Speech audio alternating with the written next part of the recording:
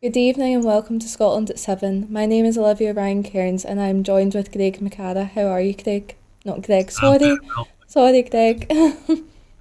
Call me Jimmy. I lived in Glasgow a long Sorry. time. So, Greg McCarra, for those that don't know me, I'm from the Scottish Independence Foundation and a few other things. I'm just an independence activist, is what I am. I'm fine, and thank you for asking, Olivia. Thank you. Starting with the Ukraine update, day 1091. The US is trying to please Vladimir Putin as it aims for a quick win by rushing towards a ceasefire in Russia-Ukraine war. Vladimir Zelensky said in an interview broadcast on Monday, the US is now saying things that are very favourable to Putin because they want to please him. They want a meet quick and have a quick win. But what they want, just a ceasefire, is not a win, said the Ukrainian president. According to a translation provided by the broadcaster, Zelensky said that Ukraine will not sign just anything in order to be applauded, adding that the fate of Ukrainian state for generations to come is at stake. Zelensky warned that Europe was in a weak position if it could not rely on US security assistance. While readiness has increased in recent years, in terms of troop strength, the number of combat troops, the fleet, the air, the force, the drones, I honestly think that Europe is weak today. Zelensky said Ukraine has grown more resilient over the past 3 years and that Putin wouldn't be able to occupy us the way he wanted to. Even so, he warned that there will definitely not be a Ukrainian victory without US support. Zelensky said he and Trump have spoken about deploying foreign troops to police a future ceasefire. I told him that Americans should be part of this because otherwise we might lose our unity. At a meeting of civis backers in Brussels last week, Pete, the US Defence Secretary, fatally rejected the possibility of a US troop deployment in Ukraine. Zelensky has hardened his language since the US announced a one-on-one talks with Russia, excluding Ukraine and Europe. On Monday he said Kiev did not know anything about the talks in Saudi Arabia this week and cannot recognise anything or any agreements about us without us. And we will not be recognised in such agreements. Speaking after the emergency talks between Europe leaders in Paris, Danish Prime Minister Mette also warned the US against attempts to agree a fast ceasefire, which would give Russia the chance to mobilise again, attack Ukraine or another country in Europe. Russia was threatening all Europe now, he said. The war was about Russia's imperial dreams, about building a stronger and bigger Russia, but I don't think they're going to stop in Ukraine. After Sir Keir Starmer said he would consider putting UK troops in Ukraine to enforce a peace deal, the Prime Minister of Sweden and the Netherlands indicated they would consider if the peacekeeping force had a strong and clear mandate. Polish Prime Minister Donald Tusk and Poland was not planning to do so. German Chancellor Olaf Scholz said, "We in Germany are prepared to contribute soldiers to security guarantee for Ukraine if necessary." However, he added, "It is completely premature and completely the wrong time to have this discussion now. I want to say that quite frankly, people are taking over Ukraine's head about the outcome of peace talks that have not taken place and to which Ukraine has not said yes." Referring to Zelensky on Monday, Keith Kellogg, Donald Trump's Ukraine envoy, denied that Washington would impose a peace deal on an elected leader of a sovereign nation. Kellogg, however, does not appear to be involved in Russia-US talks taking place in Saudi Arabia this week. Asked if the US would put a security guarantee behind other countries sending troops to enforce a ceasefire, Kellogg said, "I've been with President Trump and the policy has always been you take no options off the table." Greg, what is your reaction to the recent developments in Ukraine?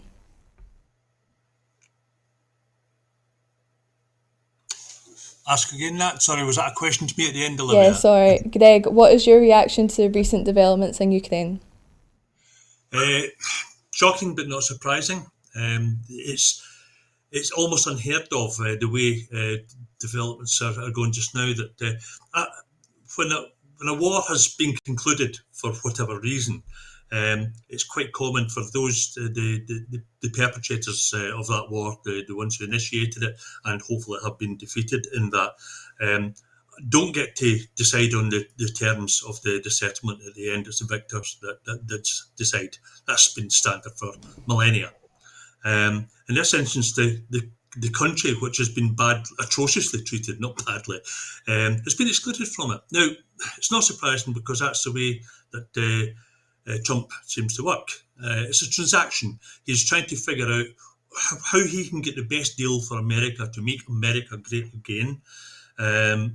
It's just a business transaction to him. The actual well-being of the whole country and its people are an almost irrelevant side detail. So, not surprising, but I hope that the rest of the world gets its act together and works to try and help Ukraine through this exceptionally difficult time. They've previously had one country trying to do them in, Russia. Now they have two, the USA as well. Thank you, Greg. Moving on to the Middle East update.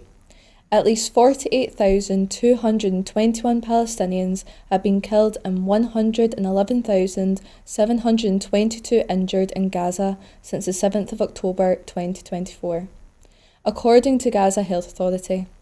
Hamas leader has said the group will release 6 living Israeli hostages on Saturday in exchange for hundreds of Palestinian prisoners held by Israel. Israel Foreign Minister Gideon Saar said Israel will begin negotiations on the second phase of Gaza ceasefire deal this week. Israel forces have withdrawn from broader villages in southern Lebanon but have remained in 5 points inside the country for what the IDF describes as security purposes. In response, a spokesperson for the Lebanese presidency has just said Lebanon will consider any remaining Israeli presence on its lands as occupation and has the right to use all means to ensure a full Israeli withdrawal, as stipulated in the truce deal. Lebanon's President Joseph Aoun has said that Beirut was in contract with Washington and Paris, which helped broker the Israeli Hezbollah ceasefire agreement, to pressure Israel to complete its full withdrawal from the country after the deadline passed. More than 200 organisations worldwide have called on nations involved in producing F-35 fighter jets to immediately halt all arms transfers to Israel, amid fears they have failed to prevent the planes from being used to violate international law. The letter, signed by 232 civil society organisations, was sent on Monday to government ministers in Australia, Canada, Denmark, Italy, the Netherlands, Norway, the US and the UK as war in Gaza reached 500 days. Oxfam has warned that not enough aid is coming into Gaza, especially in the northern part of the territory and the southern Rafah governorate has devastated by Israeli bombardments during the war. More than $50 billion will be required to rebuild Gaza and the West Bank after a 15-month Israeli-Gaza conflict, according to an assessment released by United Nations, the European Union and the World Bank today. Greg, what are your thoughts tonight on the Middle East update? It continues to be an absolute horror show. I wish I could see a solution to it. And I don't think that anybody has made any really significant effort to try and resolve the situation in the Middle East in the last 50 years. I say 50 years because somebody I considered the greatest American president of the last century, Jimmy Carter, died just a couple of months ago. And he put in some significant effort at great personal political risk. And since then, I'm just not persuaded by the antics of any of them. It's sad that a country, Israel, initially populated by people who are trying to escape the Holocaust, is now the perpetrator of another Holocaust. And that's something which has been recognised by many European countries and other countries around the world. The solution to it, well, Donald Trump's got this wonderful transactional solution to it, which is that he wants to just take over control of Gaza and turn it into the Riviera of the Mediterranean, the East Mediterranean. I don't think that that's really going to work, and certainly the Palestinians in Gaza, whose ancestors have lived there for thousands of years. It really shouldn't be treated like that. No easy solution to it. What we need is better politicians who actually care about the well-being of humanity rather than about making themselves great again.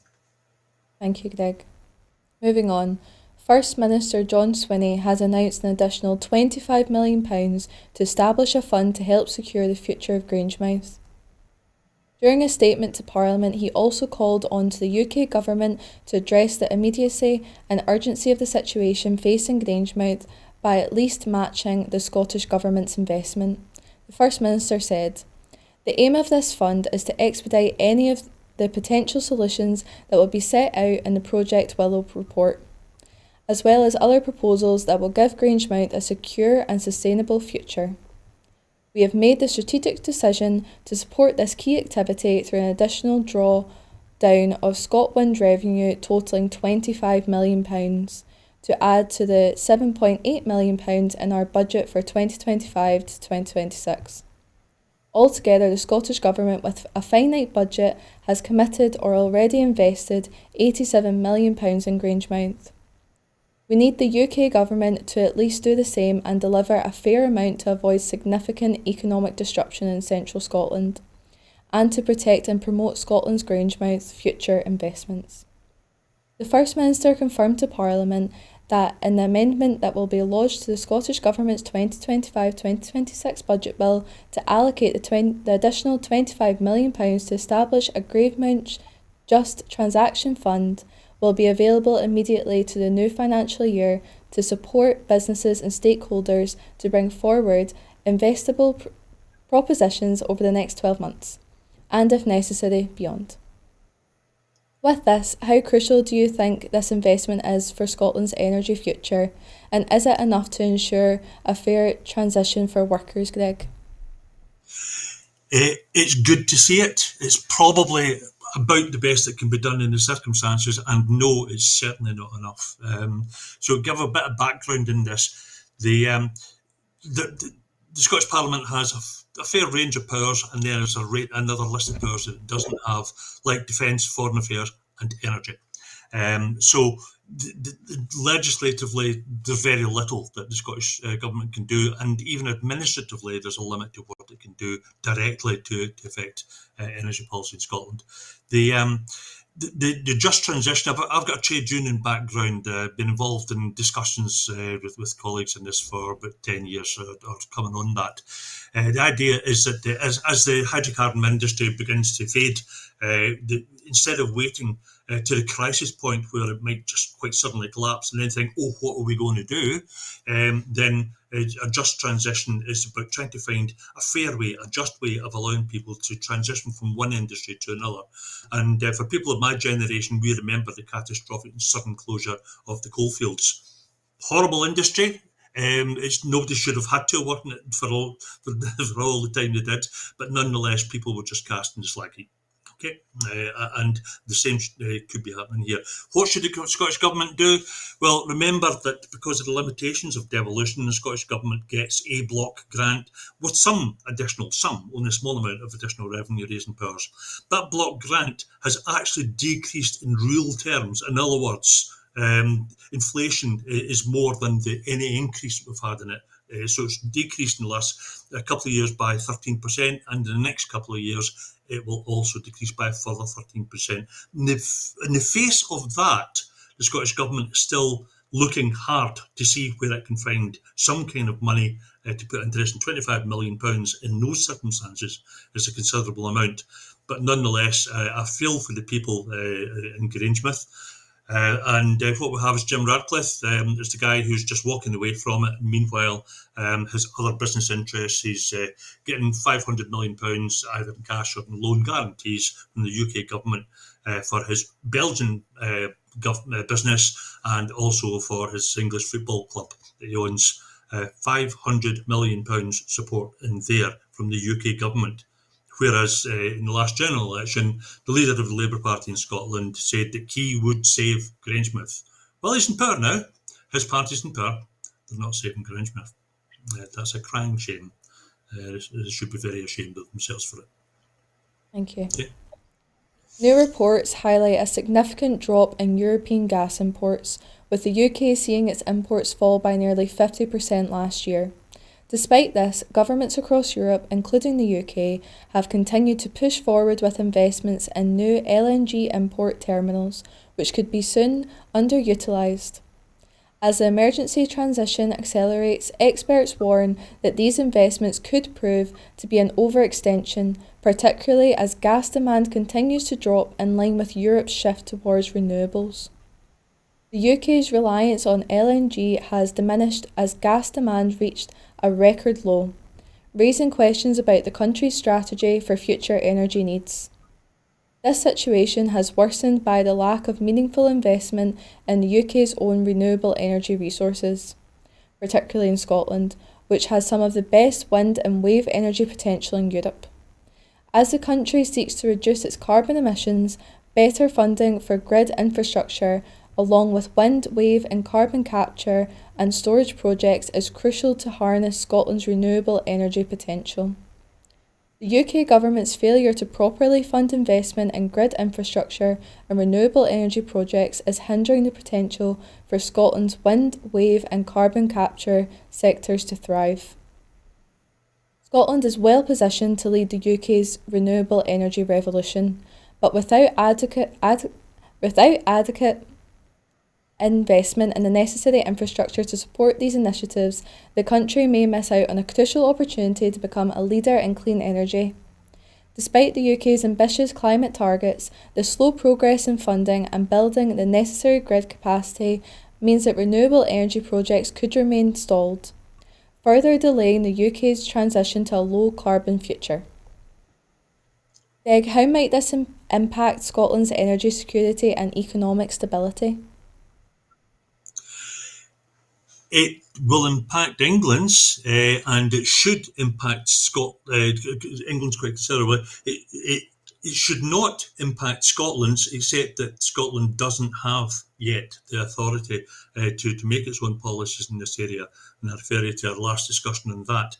There's so many issues intertwined in here. Let's just first of all talk about the clean energy aspect of it. Liquid natural gas. Natural gas is hydrocarbon. It's fossil fuel. It's of limited supply, and when you burn it, it causes global warming. And I just read an article this morning that pointed out that scientists monitoring Antarctica have noticed for the first time significant releases of methane. That would not have been released from Antarctica except that the ice is melting and it's allowing the ground to warm up and allowing the methane to be released. And that is described as catastrophic. That's probably quite an accurate word for it. Anyway, we shouldn't be doing that. We have alternatives. We could just, for example, over and above our wind and our wave and our tidal power, that we've got vast resources for in Scotland, we could be using some of that just simple hydrolysis of water to create hydrogen supplies, which can then be liquefied and can then be released. And what pollutant do you get out of that when you burn it? You get water. It's not going to cause global warming. That's what we should be investing in. So trying to build up capacity to burn more and more fossil fuels is not a solution. And a just transition from people in one industry into another and doing it in a way which was compatible with fighting, we're aiming for net zero, would be not to go for liquefied natural gas, but instead invest in clean, genuinely clean green hydrogen, as I described in there. Unfortunately, we, for the reasons I've already given, don't have quite the authority and the power and the income in our hands, our own money, to spend on that to do it. So we really need to get the powers to have the authority to actually do this ourselves. Scotland's in a great position. The people who are under threat from this are straight to the border. Thank you. Millions of UK households are facing a greater than expected rise in energy bills from April, with average costs projected to increase by £85, following a drop in Europe's gas storage levels. Energy Analysis have revised their forecast, predicting a 5% rise in household energy bills, which will push the average yearly bill for gas and electricity to £1,823. This increase is the third consecutive rise in costs, which is a setback to the UK's government's promise to reduce energy bills by up to £300 by 2030. The rise is attributed to colder weather and limited renewable energy production, which have strained gas storage across Europe, causing market prices to spike. This change will immediately affect around 9 million households on variable tariffs linked to the energy price cap, with some households on fixed tariffs seeing this impact later. While the price cap is expected to fall slightly in the summer, it will likely rise again in the autumn. As the energy sector faces continued price hikes, the Labour Party has been criticised for failing to take action, after Labour had promised to reduce energy bills by £300 before the 2024 general election. In the face of rising prices, energy experts have stressed the importance of accelerating the transition to renewable energy to avoid further dependency on volatile global gas markets. Campaigners and the Scottish Government have been calling for solutions to protect vulnerable consumers from ongoing price increases. Greg, with energy bills set to rise again, what more can be done to protect Scottish households from ongoing cost of living crisis? Well, we know that without giving any warning in the general election, there was the UK budget removed the universal benefit of the Christmas winter winter fuel allowance, and it meant it was going to target it to a much smaller number. Fortunately, that is in some form going to be reinstated by the Scottish Government in a year or so's time, which is a step in the right direction. So that's one thing that can be done. But it's strange, the fuel bills in the UK are amongst the highest in Europe, and yet the UK will claim that it's UK's oil. I would call it Scotland's oil, and we have a very considerable energy resources. So there are two ships passing in the night in here. You know, we can't afford the fuel, and yet we've got a glut of it, which seems wrong. So people should maybe have a wee think about why that is the case and what is different in the UK compared with, for example, France and Spain, where fuel bills are much more manageable. We're seeing increasing fuel poverty, a rough definition of which is where the amount of proportion of people's income that they spend on fuel get extremely painful level, where it's far too high a proportion, and that's the people who are suffering fuel poverty is very much an increase. I'll tell you one of the things that it really isn't worth doing, which was that when he got wind of the fact that this was about to happen, this report was coming out, Ed Miliband, the Energy Secretary, the UK Energy Secretary, said before that post came out that he had written an urgent letter to Ofgem saying the price rise meant it must move faster to protect customers. Well, you know, it must move faster. We're going to see people really suffer in the most extreme ways from turning their heating down during the cold months. I don't need to spell that out, but everybody listening knows what I mean by that. And you know, no caring government would or should do that. We'll do what can be done in Scotland. The UK ought to reverse its horrible position, and let's actually look at how people internationally work in trying to make sure that their citizens pay a reasonable price, an affordable price for fuel. And the UK most certainly is not doing that. And I would hope that in the future Scotland could. Thank you. New research for the charity Age UK has revealed that 3 in 4, 75% of aged 66 and over, have said that their homes were colder than they would like to have been for most of the time.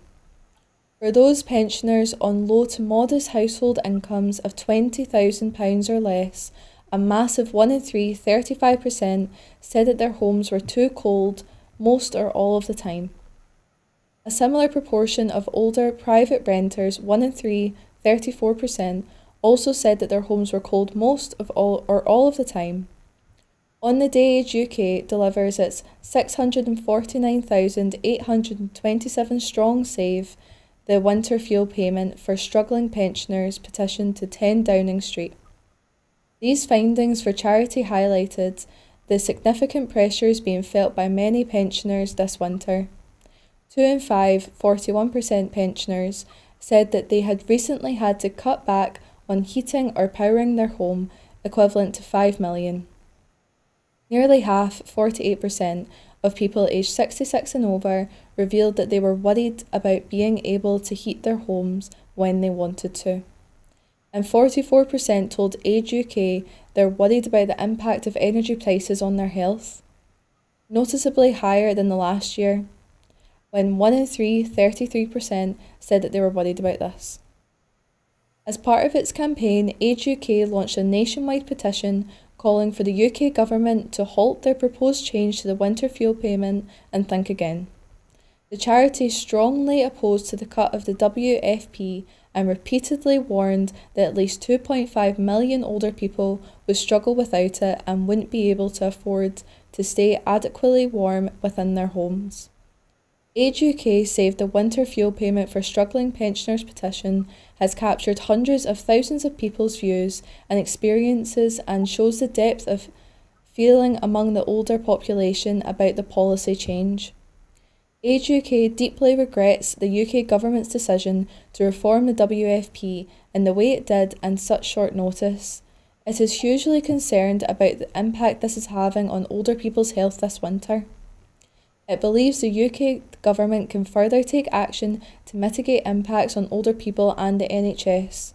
The charity is calling on the UK government to extend eligibility for WFP to older pensioners' benefits, including housing benefit, council tax support, attendance allowance and other disability benefits, and carers allowance. Adopt a sustained and strategic approach to tackle the persistently low take-up of pension credit and other pensioner benefits. Implement an energy social tariff which provides a unit-based discount for those with low-income disabilities and for carers. It should also facilitate the continued funding of independent energy advice and support services. Bring forward the Warm Homes Plan as soon as possible and ensure those living in the cold, damp and mouldy homes are prioritised for support. Greg, what further policy changes do you think are necessary to tackle this effectively? Well, that followed on quite neatly from the last discussion we were having, didn't it? It did. I'm not going to repeat everything I said on it, but we have I think Age UK are doing an excellent job in there. They would very possibly, I guess, want to use much stronger language, but they know they can't because if charities condemn a government of any particular political persuasion, if they condemn them too strongly, they tend to be ostracised, alienated by that government. And I understand that they've got to be a bit cautious in their language. But I think we can read between the lines in there that they're quite horrified, and what's happening here is certainly not what they expected. The issue of targeting winter fuel payments, superficially that might sound good. It might sound like a sensible idea, only give the money to people who need it. The problem is, always with these things, the problem is in the boundaries between those who are eligible and those who are not eligible. And you get some people who, by some fluke, by some circumstance, find that they're not eligible, even though it's only some marginal difference in income or expenditure or circumstances or whatever. It's right that Scotland should have its own different winter fuel system. Our climate is different. In the winter, it's on average in the winter it's much colder. Therefore, the need is greater. And this is a kind of just an accident of geography that happens. The targeting benefits, I would suggest, is not a great idea. And I believe in universal benefits, whereby everybody is eligible to receive it. They can possibly decline it if they choose, but they're eligible to receive it, and usually automatically get it. And how do you pay for it? You pay for it by taxation elsewhere. You know, the richest people in UK society could probably heat their homes quite nicely through the winter by burning £1 notes instead of gas or oil or whatever. So what I'm saying is, rich people can afford to pay a bit more in taxation, and that can be used to help look after the poorer people in society. The happiest societies in the world, and especially around Europe, are the ones where the difference in wealth between the poorest and the richest is much, much smaller than in the UK. And there's a clear correlation between a limited income range and a higher level of happiness, contentedness, and well-being within the country. And I would like to live in a country where the well-being of the people was actually of paramount importance, rather than the further enrichment of the already rich. Fuel.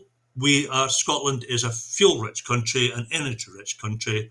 In the future, when we have the full power and authority to do so ourselves, I think it would be shameful, frankly, for Scotland not to look after its most vulnerable in the way it was done to an acceptable extent previously, but could be done to a better extent in the future, as happens elsewhere in Europe. Thank you. New figures published by the Institute for Fiscal Studies have shown that public sector pay in Scotland has risen by 5% in real terms since 2019, while across the rest of the UK in the same period, no public sector pay increase was recorded. The SNP have claimed that these findings show the SNP Scottish Government's commitment to improving Scotland's public services. The IFS report found that there were around 590,000 public sector workers in Scotland in 2024, representing 22% of the workforce. This fraction is lower than in Wales, 24%, and Northern Ireland, 26%, but considerably higher than England at 17%, and indeed is higher than any other English region. The cost of remunerating those employed by Scottish Government and councils, whose make-up is 92% of all public sector workers in Scotland, was around £27 billion this year. Average pay for public sector workers is notably higher in Scotland than in the UK as a whole. Median hourly pay in the public sector in Scotland was almost 5% higher than that of the UK as a whole in 2024. Back in 2019, median public sector pay was very similar in Scotland to that in the UK as a whole. Since then, median pay has risen by 5% in Scotland, but is unchanged in the UK on average. Commenting on SNP MSP, Claire Hawkey said, "I welcome these figures which show that public sector pay in Scotland has risen by 5% after inflation since 2019, compared to no rise at all in the rest of the UK. These figures show that the value of the SNP Scottish Government places on teachers, nurses, police and any other sector staff, the best paid in anywhere in the UK. One of the SNP Scottish Government's core aims is improving public services and ensuring our public sector staff receive a fair day's pay for a fair day's work is essential in doing this. The SNP will always stand up for Scotland's workers and public services."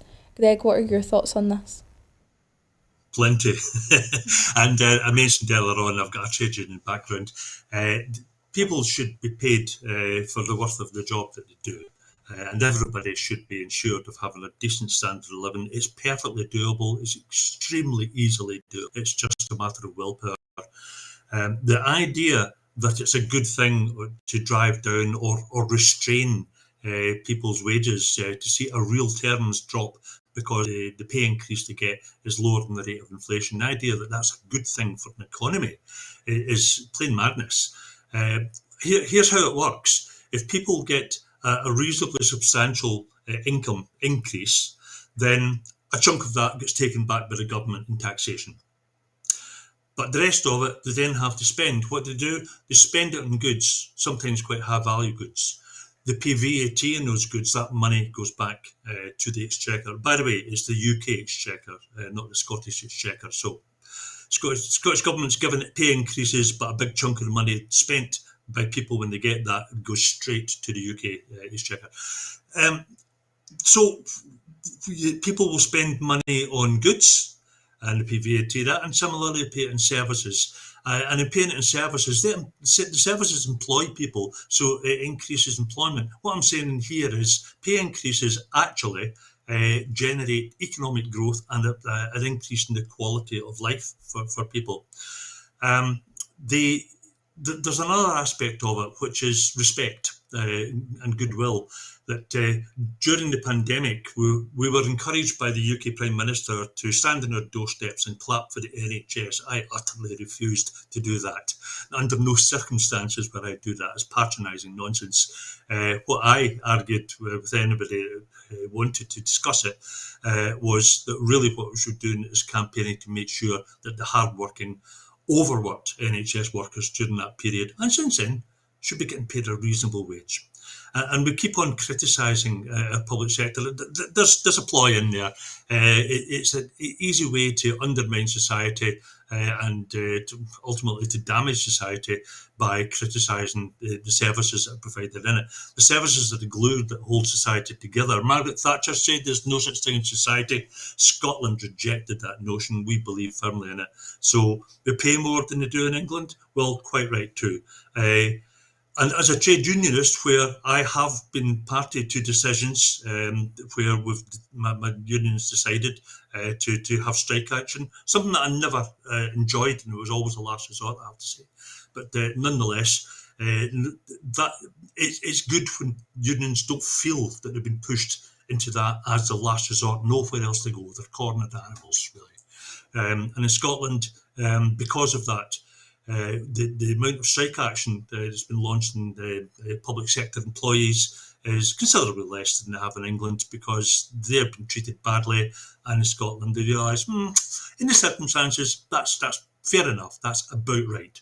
I'm not saying there's been no strike action, I'm saying there's been considerably less, and people are happier, they feel they're more respected, they're paid for what they do, and in fact it helps the economic growth in Scotland. So it's all good, if only England would pay attention.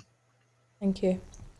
Post-Brexit trade frictions have caused a significant drop in trade between Great Britain and Ireland, with the value of imports and exports falling by more than €6 billion in 2024.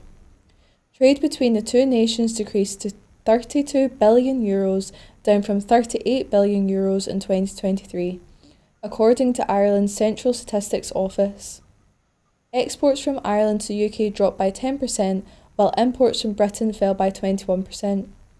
The chemical sector in particular has been hit hard by Brexit red tape, with duplicative regulatory requirements increasing costs for industries such as paint and household cleaners.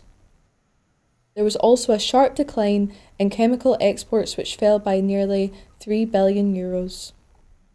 Other sectors have faced challenges as well, including food and farming, which exports such as cheese and beef requiring additional paperwork due to new border controls. However, despite these difficulties, Ireland saw stability in the food sector, with exports to Britain rising slightly year on year. The sale of food and live animals overtook chemicals as Ireland's top export in Britain in 2024, following a significant drop in chemical exports. While trade between Ireland and Britain has suffered, trade in Northern Ireland has flourished, which adheres to EU trade rules under the Brexit deal, saw an increase in exports to Ireland, particularly in the food and live animal sector.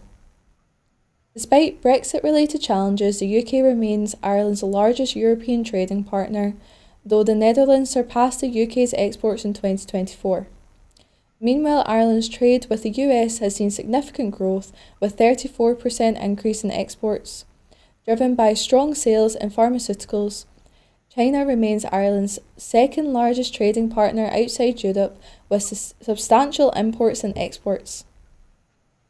Do you think this will impact Scotland, and what do you think on Ireland's new developments? Yes, of course it will impact Scotland, but for exactly the same reason. There's one word that summarises what has happened: Brexit. I think we all know that. When Brexit came into place, and there's been a lot of attempts to try and solve the quandary of is Ireland closely linked with the UK in trade, and is there free trade, or is it closely linked with the EU with free trade? Because the two are not actually legally compatible, and fixes have had to be found to try and allow a continuation of trade between each of these, the UK, Ireland, and Europe. But we've read about that for years. It's not remotely surprising that the trade links between Ireland and the UK have diminished. Okay, they're still significant. Of course, that would be the case. And not going to disappear overnight. But have a look at what happened. It used to be that a bulk of the trade comes from Ireland to Europe would come across the Celtic Sea into Wales, down through England, and then across the Channel ports. And with Brexit, that just became ludicrous. And the number of ferry routes that were opened up by the Republic of Ireland afterwards was very significant and very rapid. So they're not. The goods are not passing through the south of Wales and the south of England the way they did before. And in fact, they have more direct links, which ultimately will probably work out better for them. Already are in many respects. It's a shame. The real solution to it is to do what Ireland did. Ireland is part of the EU. There were some slightly crazy people when Brexit was about to happen, or the vote was about to happen, saying, yes, and Ireland will be next, they'll want to leave the EU as well. Well, no, they didn't. They weren't intended to, and they won't, because they know what side the bread's butter on there. The Scotland, we have limited exports to Europe as well. We should have much bigger exports coming out of Rosyth, Grangemouth, and elsewhere, other ports along the Firth of Forth. But that will come in time. But at the moment, we are constrained by the same kind of issues that caused the problems for Ireland and our trade with Europe.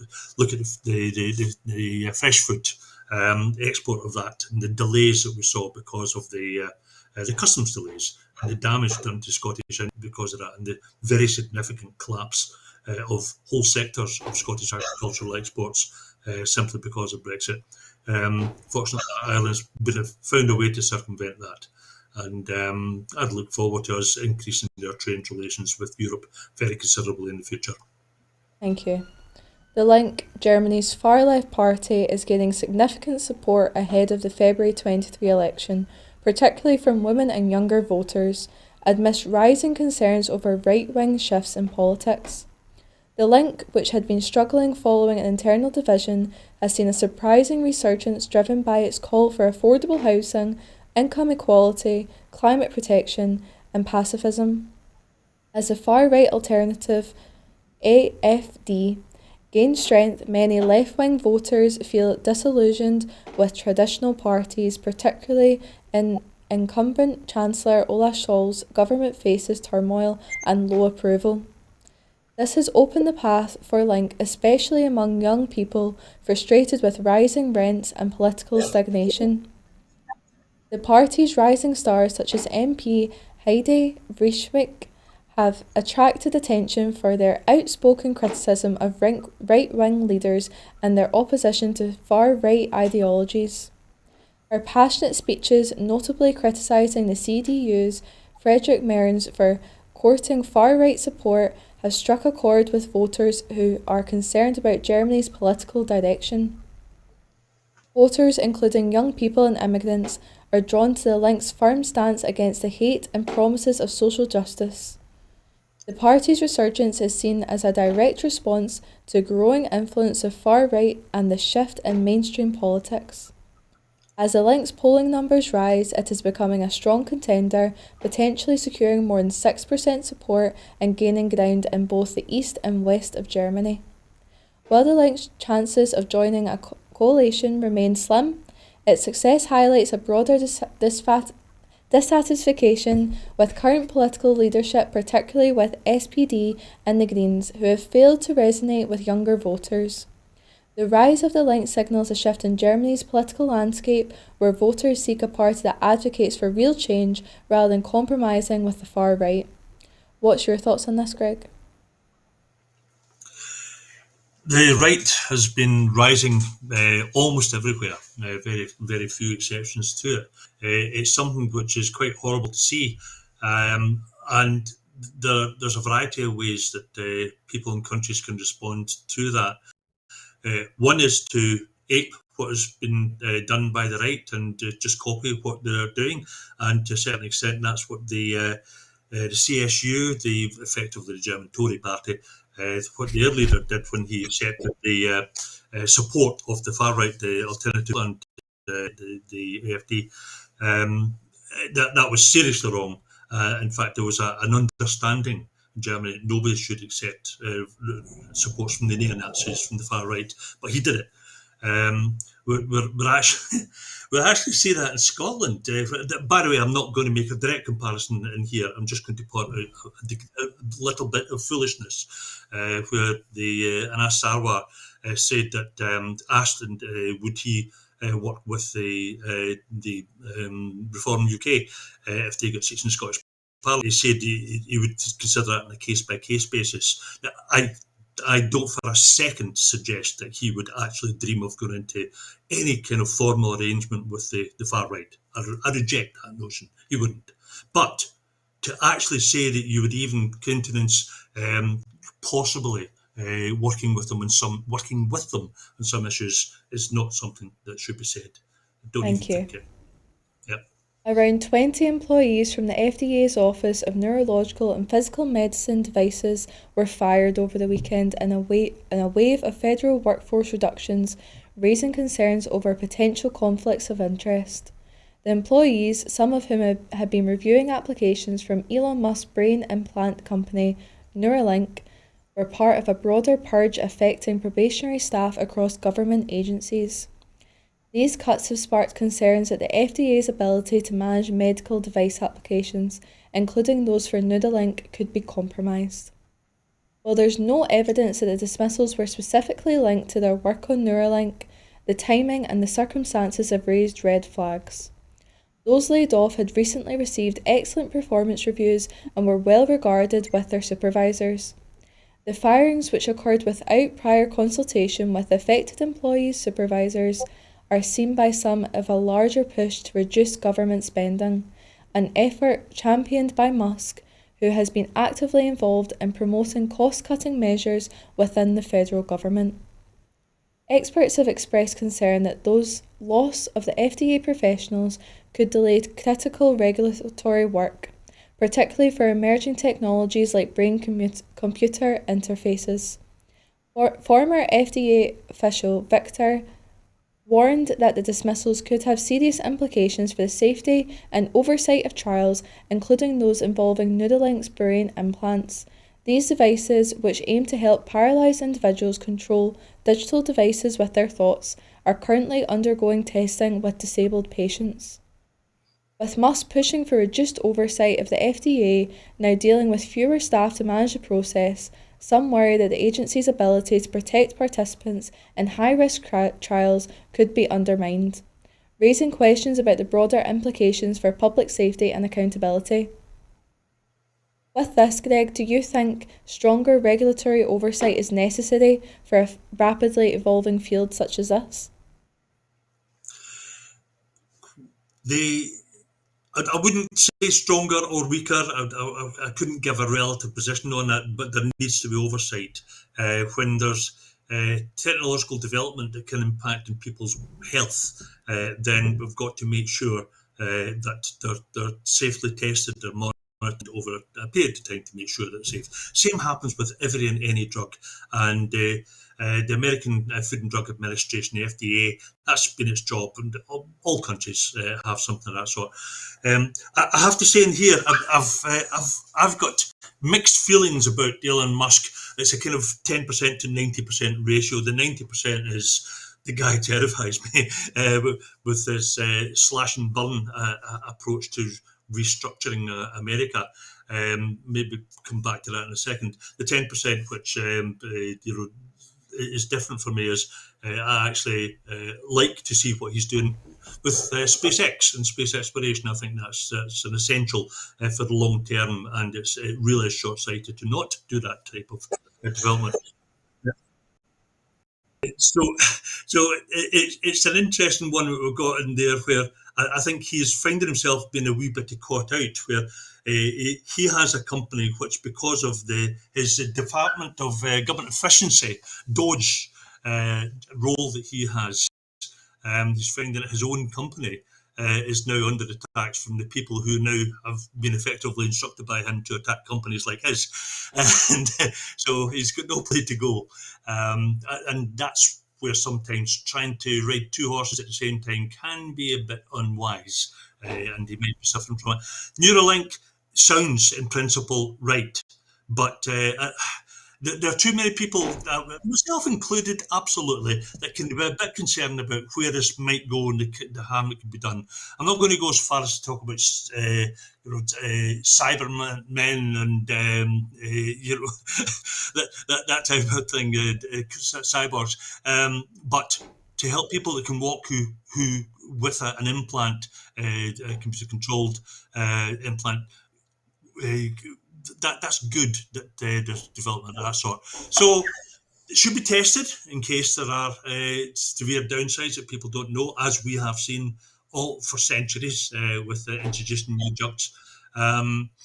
It's maybe he's just getting a bit of a comeuppance in this one, and I would like to think that without a neural implant, he would nonetheless engage his brain a bit more before deciding where he should attack and what he should be doing in his informal role as the slash and burn cabinet secretary in the States. He could do better, he should do better, but sadly he's not. Thank you. Equalities Minister Cacab Stewart visited Inverclyde Shed, part of the Men's Sheds movement in Greenock today, where he met the local group's founder and members who use its community workshop. Men's Sheds are a community space for men to meet up, learn and work on projects together to benefit their health and well-being. The Scottish Government will provide funding for £75,000 to the Scottish Men's Shed Association this year, pending passage of the 2025-26 budget, which has cross-party support. The Scottish Government has provided SMSA with funding of £795,000 since the first shed was established more than a decade ago. This has helped the movement to flourish, with 138 sheds now open in Scotland and more in development across all 32 local authority areas. SMSA also receives funding from the Scottish Government's Social Isolation and Loneliness Fund. Stewart said, Men's Sheds aim to reduce social isolation through activities where people can build genuine, lasting friendships and improve their physical and mental well-being. They help build links and pass skills and knowledge on between generations and play a valuable role in building community connections. The Scottish Government recognises that social isolation and loneliness is a public health issue, which can affect anyone at any age or any stage of life. We thank the Men's Shed for a movement of work within communities, supporting the health and well-being of their members. Greg, do you have any final thoughts on this?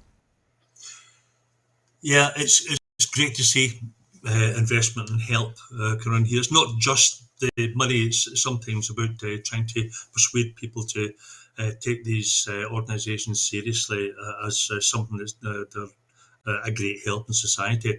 If I remember correctly, the movement Men's Sheds started in Australia, and I think it kind of grew out the idea that any men who are suffering from loneliness, having a hard time, feeling extremely isolated from others, and just didn't know what to do, felt that under pressure that there's the old tradition that, well, you're a man, so be a man and don't cry and don't complain and don't show your weaknesses and don't do anything at all, just suffer and suck it up.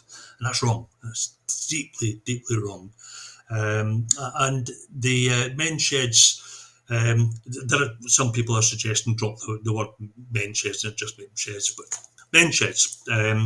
It's great to see them growing. My wife's a counsellor, and as I was many years ago, and last year I went with her to the reopening of the Men's Shed in a local community where it had been damaged in a fire, an accidental fire. And it was great, and what we heard in there, and spoke to some of the people, giving them something back in their lives where there had been an emptiness before.